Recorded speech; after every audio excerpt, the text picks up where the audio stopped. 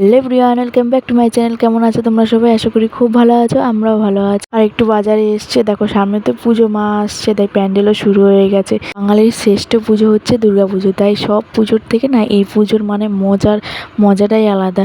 2-3 মাস আগের থেকে পুজোর কেনাকাটি মানে একটা পুজো পুজো গন্ধ ভাব চলে আসে। আর এখানটা দেখো বাজারে এসছি, দেখো সব ফল বিক্রি করছে। আর হ্যাঁ, এই ভিডিওটি না জন্মাষ্টমীর 2 দিন আগেরই তোলা, মানে এই কয়দিন আর টাইম পাচ্ছিলাম না। ভিডিও করে ছেড়ে দিলে তো হয় না, সেটাকে সুন্দর করে এডিট করে তারপরে ভয়েস দিয়ে আরও অনেক কাজ আছে, সেগুলো করে তারপরে তো ছাড়তে হয় বলো। এত কাজের মধ্যে দিয়ে আর হয়ে উঠছিল না মানে ভয়েস দেওয়ার। আর দেখো বাজারে এসছি হচ্ছে আমার ছেলের চুল কাটাতে, চুলগুলো অনেক বড় বড় হয়ে গেছে, চুল কাটাতে এসছি। আর ও ছোটোবেলায় না অনেক কান্না করতো এই চুল কাটা নিয়ে। এতে কিছু দিয়ে তারপরে ওকে বসিয়ে রাখতাম, হয় ফোন নইলে লজেন্স বা ললিপপ, যে কোনো একটা দিয়ে বসিয়ে রাখতাম। এখন তো তবু একটুখানি বড় হয়েছে, এবার দেখছি চুল কাটতেও না কান্না করছে না, চুপচাপ দাঁড়িয়ে দাঁড়িয়ে চুল কাটছে। আর উনি চুল কাটছে আর ওর সঙ্গে বক বক করছে যাতে কান্না না করে। আর যখনই আসি চুল কাটতে, মানে এই দোকানটায় আসি, এই লোকটা খুব ভালো। আর ওকে চুল কাটিয়ে সোজা চলে এসেছি গোপালের জামা কিনতে। আমাদের বাড়িতে তো ছোট্ট একটা গোপাল সোনা আছে।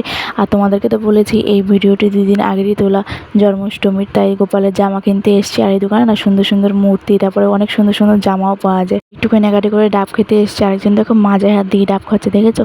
আর এই কাকুটার দোকানে না অনেক ভালো ভালো ডাব পাওয়া যায়, জানো তো, অনেক কম রেঞ্জের মধ্যে ভালো ওই ডাবগুলো। আর এই কাকুটা না কথা বলতে পারে না, আমার না খুব খারাপ লাগছে দেখে, মানে। আর উনি ইশারায় বলছিল আমার দোকানের ডাবগুলো খুব ভালো। আর উনি যেহেতু বুঝতে পেরেছে যে আমি ভিডিও করছি, তাই আমাকে ভিডিওতে বলছে যে আমার নাম বাপি, যখন এখানে কেউ আসবে বলো আমার দোকানে আসতে, মানে এরকম বলছিল আর কি।